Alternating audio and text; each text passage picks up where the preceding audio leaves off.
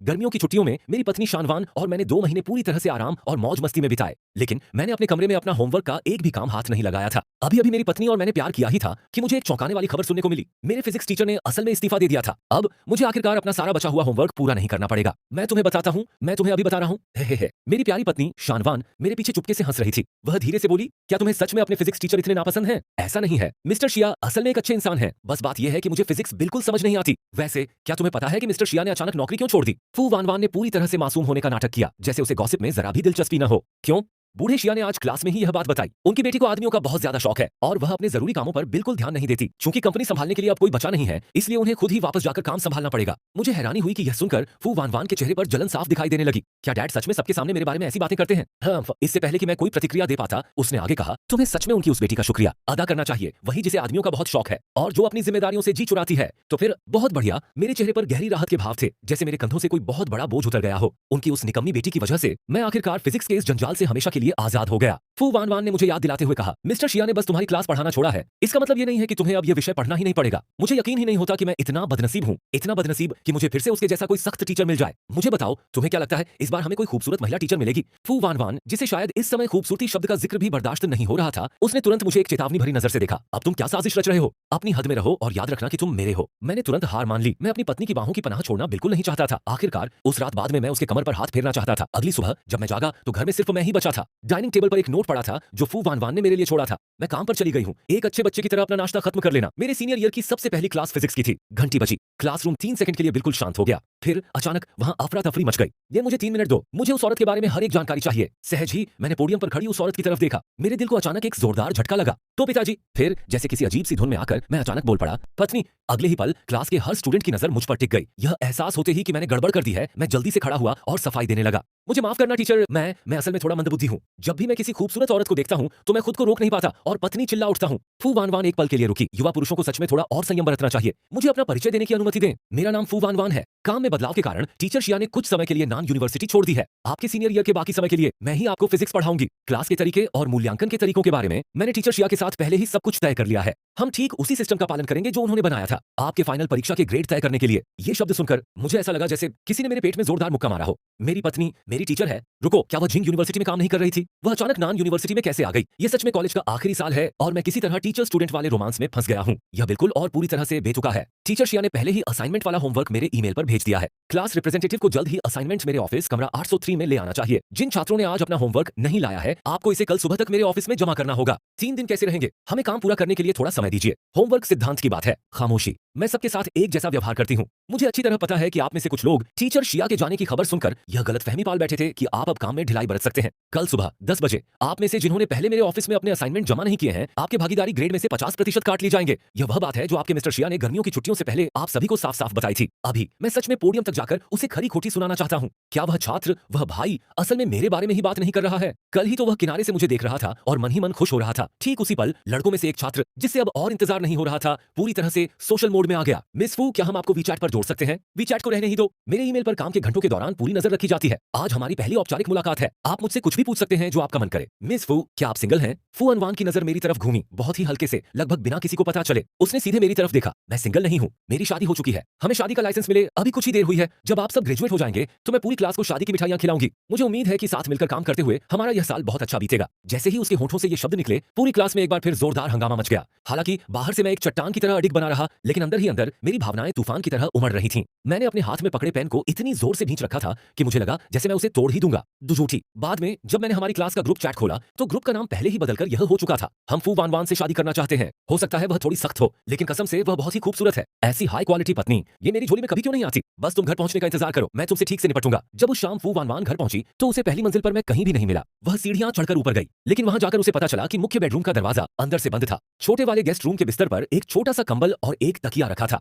Chain, क्या तुम सच में बाहर नहीं आओगे? काम से घर लौटते समय मैं एक नए बारबेक्यू रेस्टोरेंट के पास से गुजरी जो अभी अभी खुला है। मैं वहां से कुछ खाना ले आई हूँ, क्या तुम थोड़ा चखना चाहोगे? मैंने अभी तक रात का खाना नहीं खाया था और कमजोरी के एक पल में मैंने दरवाजे की तरफ चिल्लाकर कहा, तुम क्या लाई हो, जरा मुझे भी देखने दो। इसमें लैम्ब स्किवर्स, भेड़ के मांस की सीखें, स्टीयर फ्राइड पोर्क और पोर्क बेली है। वह औरत सच में जानती है कि मुझे कैसे मनाना है और ये सब मेरे पसंदीदा खाने हैं। जब मैंने दरवाजा खोला और उसका वह खूबसूरत चेहरा देखा तो मेरा सच में मन किया कि उसे जोर से एक चिकोटी काट लूं। मैंने फू वान वान के हाथों से बारबेक्यू की सीखें ले ली। हबी, क्या तुम अभी भी नाराज हो? अरे गुस्सा मत हो फू वान वान, मुझे हबी मत कहो, मैं तुम्हारा पति नहीं हूं। तुम्हें अच्छी तरह पता था कि मैंने कल अपना होमवर्क पूरा नहीं किया था, फिर भी तुम बस वहीं खड़ी होकर मुझे बेवकूफ बनते देखती रही। तुम्हें क्या हो गया है? अरे अरे, कोई झूठी उम्मीद मत पालो, तुम्हारी बीवी ने तुम्हें चेतावनी तो दी ही थी, है ना? असल में तुम्हें तो मेरा शुक्रिया अदा करना चाहिए। यह देखकर कि मैं कितना गुस्सा था, फू वान वान अपनी लाल होठों पर एक शरारती मुस्कान लाने से खुद को रोक नहीं पाई। तो फिर मेरे प्यारे एचेंग, याद रखना कल अपना होमवर्क समय पर जमा कर देना, ठीक है? उसका वह इतराता हुआ शरारती अंदाज मुझे पागल कर देने वाला था। वैसे अगर तुम अभी लिखना शुरू भी कर दो तो भी मुझे शक है कि तुम इसे समय पर पूरा कर पाओगे। गुड लक, मैं स्टडी रूम में एक मीटिंग कर रही हूँ, अगर तुम्हें कुछ चाहिए तो वहीं आकर मुझसे मिल लेना। हमारा प्यारा एचेंग अपना होमवर्क खुद ही पूरा कर सकता है। मैंने अपनी सारी झुंझलाहट खाने पर निकाली और फिर से अपने होमवर्क के बारे में सोचने लगा। पेट भरकर खाने के बाद और हुआ भी वही, जब भूख लगी होती है तो बस खाने की ही चिंता होती है, लेकिन एक बार पेट भर जाए तो अचानक लाखों दूसरी परेशानियां सामने आ जाती हैं। मैंने अपनी असाइनमेंट बुक खोली, खाली पन्नों को घूरा और देखते ही हक्का बक्का रह गया।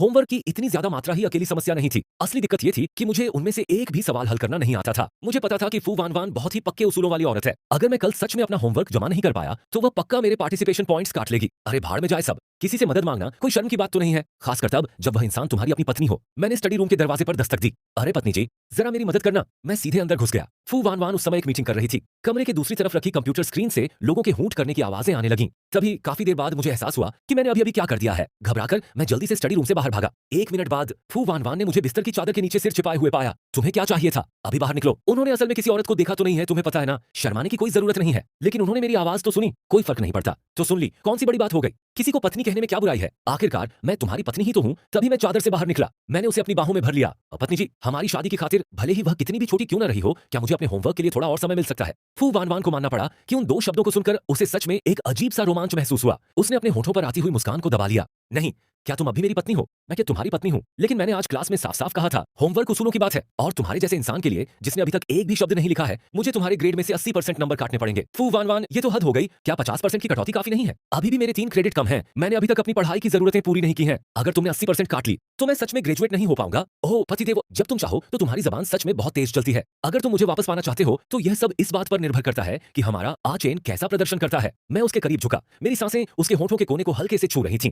अगली चुनौती क्या है? छात्र आचेन, मुझ पर तुम्हारा लुभाना काम नहीं करेगा। इसके अलावा क्या मैंने यह नहीं सुना कि तुम जिस भी खूबसूरत लड़की को देखते हो उसे पत्नी कहकर बुलाते हो? बिल्कुल सही, मैं सच में हर खूबसूरत लड़की को पत्नी कहकर बुलाता हूँ। तो टीचर फू, जाओ मेरे पार्टिसिपेशन ग्रेड से जो चाहो काट लो। सबसे बुरा क्या होगा, मैं ग्रेजुएट होने से पहले ही दोबारा शादी कर लूंगा। आज से अब जब मैंने वे 5 क्रेडिट हासिल कर लिए हैं, हमारा रिश्ता पूरी तरह से एक टीचर और छात्र का पेशेवर रिश्ता होगा। इसलिए बेहतर यही होगा कि हम एक दूसरे से दूरी बनाए रखें, चाहे स्कूल में हो या घर पर। जब तक मैं तुम्हारी टीचर रहूंगी, तुम्हें मेरे नियमों का सख्ती से पालन करना होगा। जाओ गेस्ट रूम में जाकर सो जाओ और तमीज से रहना, ठीक है? और अगर बेबी आचेन को अपनी पत्नी की याद आए तो वह खुद आकर मुझे ढूंढ सकता है। क्या मैं तुम्हें इतनी बेताब दिखती हूँ? मैं तुम्हें क्यों ढूंढूंगी? और हाँ, अब से क्लास के दौरान तुम्हें वे भद्दी काली स्टॉकिंग्स पहनने की बिल्कुल इजाजत नहीं है। आचेन, तुमने अपना मौका गंवा दिया। ठीक है, मैं वही करूंगी जो मेरे पति कहेंगे। अब से मैं उन्हें यहीं घर पर पहनूंगी, खास तौर पर सिर्फ उनके देखने के लिए। यह कहकर मैंने दरवाजा बंद किया और सोने चली गई। फिजिक्स के स्टूडेंट होने के नाते हमारे हफ्ते में 3 बड़े लेक्चर होते हैं और हैरानी की बात यह है कि वे सभी पहले 3 दिनों में ही रखे गए थे। यह सच में अमानवीय है। वे हमें सांस लेने की भी फुर्सत नहीं दे रहे हैं। मैंने पोडियम पर खड़ी उस मनहूस औरत को घूर कर देखा। आज इसने काले कपड़े क्यों पहने हैं? इससे पहले कि हम लेक्चर शुरू करें, मैं गर्मियों के होमवर्क के बारे में बात करना चाहूंगी। 5 स्टूडेंट्स ने अभी तक अपने असाइनमेंट जमा नहीं किए हैं। आपकी पार्टिसिपेशन ग्रेड के 50% नंबर काट लिए जाएंगे।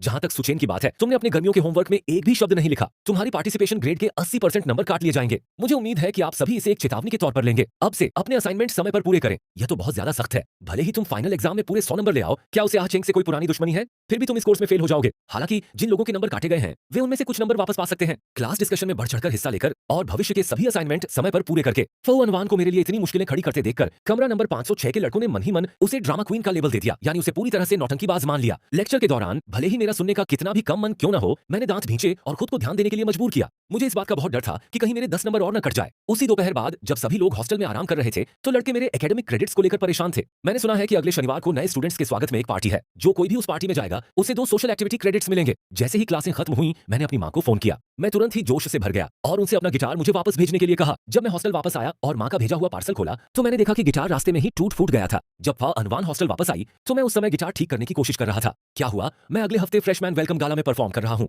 मुझे स्टेज पर जाकर गिटार बजाना है, लेकिन जब माँ ने आज इसे मेरे पास भेजा तो किसी तरह ये टूट फूट गया। फू अनवान ने गिटार की हालत देखी, या यूं कहें जो कुछ भी उसका बचा था, ऐसा लग रहा था कि यह इतनी जल्दी ठीक नहीं हो पाएगा। चिंता मत करो, मैं कल इसे तुम्हारे लिए रिपेयर शॉप ले जाऊंगी। हालांकि तुम्हें शायद कुछ दिन इंतजार करना पड़ेगा। कोई जरूरत नहीं, मैं क्लब से ही आसानी से एक गिटार उधार ले सकता हूँ। फू वानवान ने कुछ नहीं कहा। उसने टूटे हुए गिटार को दोबारा पैक किया और उसे दरवाजे के पास रख दिया। तो इसलिए तुमने अचानक जिनका गाला में हिस्सा लेने का फैसला किया? मैंने अपना होंठ सिकोड़ा। ऐसा नहीं है कि मेरे पास कोई और चारा था। टीचर फो तो बिल्कुल भी रहम नहीं करती। उन्होंने मेरे 80% पार्टिसिपेशन पॉइंट्स काट लिए, इसलिए मेरे पास फ्रेशमैन गाला में शामिल होने के अलावा कोई चारा नहीं था ताकि मैं अपने क्रेडिट्स पूरे कर सकूं। यह कहकर मैं मुड़ा और ऊपर की मंजिल की ओर चल दिया। नहाने के बाद मैं बस एक अच्छी लंबी नींद लेने की तैयारी कर ही रहा था कि वानवान ने दरवाजा खोल दिया। वह मेरे बिस्तर के पास खड़ी थी और उसने एक तकिया कसकर पकड़ रखा था। तुम्हें अंदर आने की इजाजत किसने दी? क्या मैंने तुम्हें बताया नहीं था? चाहे हम स्कूल में हो या घर पर, तुम कहीं और जाकर सो सकते हो। यहाँ हम पूरी तरह से टीचर स्टूडेंट वाला रिश्ता ही बनाए रखते हैं। सुचिन, जरा होश में आओ। तुम उस मनहूस औरत के सामने बिल्कुल भी कमजोर नहीं पड़ सकते। क्या हबी सच में सोते समय मुझे अपनी बाहों में नहीं लेना चाहते? जरा सोचो, मैं कितनी नरम और प्यारी हूँ। और अगर तुम्हें बाहों में लेना पसंद नहीं है तो और भी कई चीजें की जा सकती हैं। नहीं शुक्रिया, मुझे तुम्हारी कोई जरूरत नहीं है।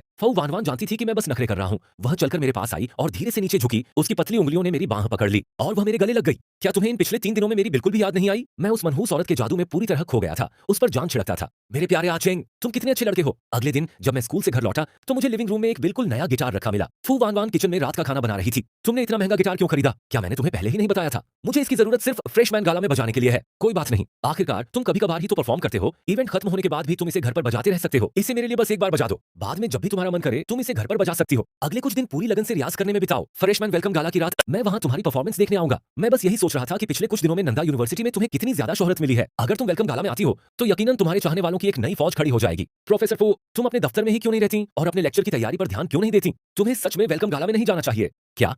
क्या मेरे पति मुझे देखना नहीं चाहते? जब से तुमने फू वानवान नंदा में अपनी ये नौकरी शुरू की है, स्कूल के फोरम पर हर तरह के अश्लील कमेंट्स की बाढ़ आ गई है। यहाँ तक कि कुछ लोग तो अपनी पूरी दौलत लुटाने को भी तैयार हैं, सिर्फ तुम्हें अपने घर में अपनी निजी खिलौने की तरह रखने के लिए। क्या तुम्हें जरा भी अंदाजा है कि तुम कितनी ज्यादा लोगों का ध्यान अपनी ओर खींचती हो? तुम तो हर आते जाते लड़के के साथ फ्लर्ट करती घूम रही हो। फू वानवान को जाहिर है यह एहसास हो गया था कि उसके पति को जलन हो रही है। अच्छा, तो फिर मुझे बताओ प्यारे, मैं आखिर किस तरह हर आते जाते लड़के के साथ फ्लर्ट कर रही हूँ? अभी तुमने इतने सुंदर कपड़े पहने हुए हैं, इसे फ्लर्टिंग नहीं कहेंगे तो और क्या कहेंगे? तुमने खुद को इतना सजा संवार लिया है कि तुम बेहद खूबसूरत लग रही हो। फू वानवान ने प्यारी सी मुस्कान बिखेरी। तो ऐसा महसूस होता है जब पति अपनी तारीफ करता है। ठीक है, अब से मैं वैसा ही करूंगी जैसा तुम कहोगे। अब मैं इतनी ज्यादा सज धज कर नहीं रहूंगी। आचेन, अगर तुम्हें सच में डर है कि कोई मुझे तुमसे छीन लेगा तो मुझे एक अंगूठी दिला दो, ऐसी अंगूठी जिसे मैं हर समय पहन सकूं। इस तरह सबको पता चल जाएगा कि मैं किसी की हो चुकी हूं। तभी मुझे यह एहसास हुआ। हमारी शादी को लगभग 3 महीने हो चुके हैं, लेकिन मैंने फऊ वानवान को अभी तक एक भी तोहफा नहीं दिया है। खैर, जैसे ही मैं फ्रेशमैन वेलकम गाला का सारा काम खत्म कर लूंगा, मैं उसके लिए एक अच्छा सा तोहफा लेने जाऊंगा। आखिरकार मैं ग्रेजुएट हो पाऊंगा या नहीं, यह पूरी तरह से उस कमीनी के ही हाथों में है। कुछ दिनों की प्रैक्टिस के बाद और मेरे मजबूत बेस की वजह से पिछले कुछ दिनों में मेरी गिटार की रिहर्सल बहुत ही बढ़िया रही है। परफॉर्मेंस से एक रात पहले मैं इतना घबराया हुआ था कि मैंने शीट म्यूजिक को बार-बार देखा, इस डर से कि कहीं कोई गलती ना हो जाए। जब फऊ वानवान घर पहुंची तब तक काफी रात हो चुकी थी।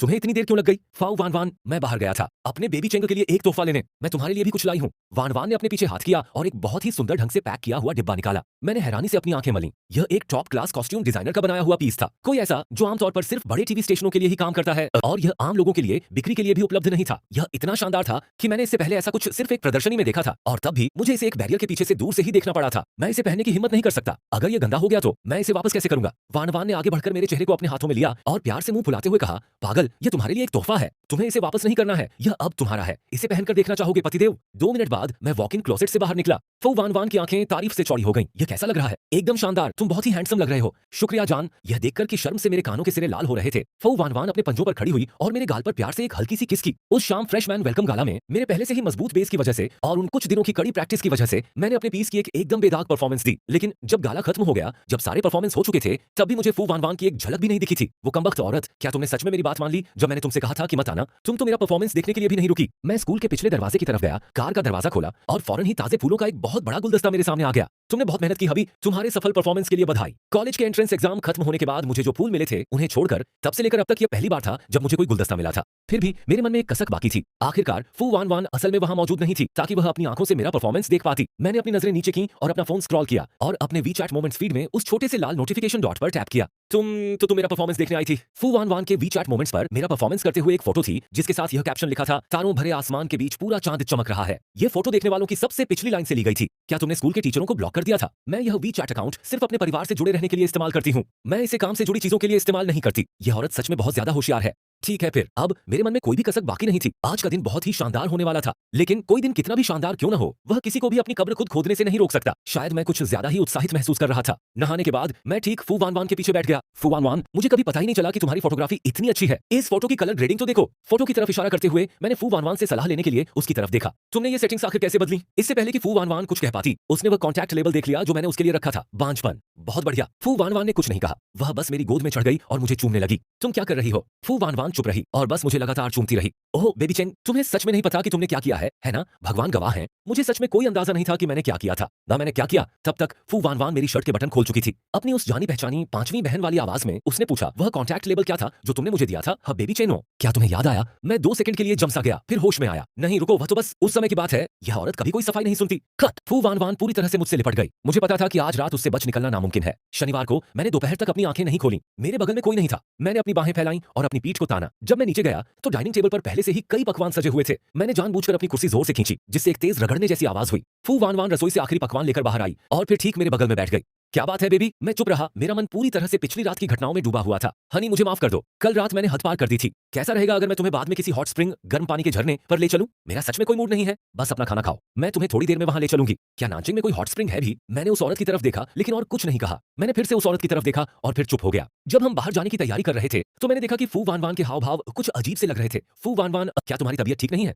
तुम इतनी पीली क्यों दिख रही हो? तुम्हें बुखार है क्या? तुम्हें जुकाम हो गया है? कुछ नहीं, थोड़ी देर में मैं ठीक हो जाऊंगी। बिल्कुल नहीं, बुखार एक गंभीर बात है। क्या पता इससे तुम्हारा दिमाग खराब हो जाए। नानचिंग पीपल्स हॉस्पिटल, मैं शायद ही कभी बीमार पड़ती हूँ। मैं शायद ही कभी हॉस्पिटल जाती हूँ। यहाँ आउट पेशेंट लॉबी में खड़े होकर मुझे यह भी नहीं पता कि किस डिपार्टमेंट में रजिस्टर करूँ। कोई बात नहीं, चिंता मत करो, चलो सीधे अंदर चलते हैं। टाइगर का एक दोस्त वहाँ काम करता है। मेरे पास वान वान का हाथ पकड़कर 8वीं मंजिल पर जाने के अलावा कोई चारा नहीं था। दीदी वान वान, आप हमारे हॉस्पिटल में कैसे आई? फू वान वान आगे बढ़ी और मेरा परिचय करवाया। मैं आपका परिचय करवाती हूँ, यह जियांग जियांग है। यह मेरे कॉलेज की दोस्त है और यह मेरे पति सुचेन है। मुझे समझ नहीं आ रहा था कि कैसे रिएक्ट करूं। यह थोड़ा अजीब सा पल था। इसकी तबीयत ठीक नहीं है, क्या आप इसका अच्छे से चेकअप कर सकते हैं? कल तक तो यह बिल्कुल ठीक थी, लेकिन आज इसे देखो। चेकअप के दौरान कंसल्टेशन रूम में सिर्फ मरीज को ही जाने की इजाजत होती है। जीजा जी, क्या आप थोड़ी देर बाहर इंतजार कर सकते हैं? मैं यहाँ हूँ। तो दीदी वान वान जरूर ठीक हो जाएंगी। तुमने बहुत लंबे समय से खुद पर काबू रखा हुआ है, सब कुछ अंदर ही दबा हुआ है। बकवास मत करो, तुम्हें आचेंग के सामने ऐसी बकवास करने की इजाजत नहीं है। सुना तुमने? ओ पापा, वान वान ने जियांग जियांग को घूर कर देखा। जीजा जी, मेरी बहन को यह बुखार इसलिए है क्योंकि फू वान वान ने जियांग जियांग की बात पूरी होने से पहले ही उसे बीच में रोक दिया। आखिर चल क्या रहा है? मुझसे कुछ मत छिपाओ। बस असल में मैं बहुत लंबे समय से दूर रही हूँ,